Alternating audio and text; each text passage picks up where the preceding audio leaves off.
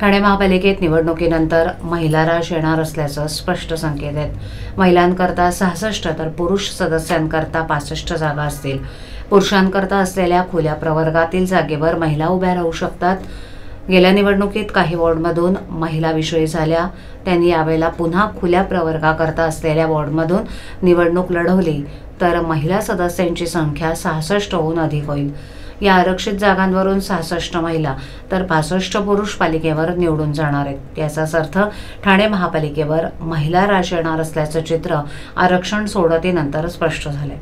काही ठिकाणी प्रभागांचं आरक्षण काहीसं बदललं असलं तरी बाजूचा वॉर्ड अनेकांनी आधीपासूनच सज्ज ठेवल्यानं त्यांना याचा फायदा होणार आहे।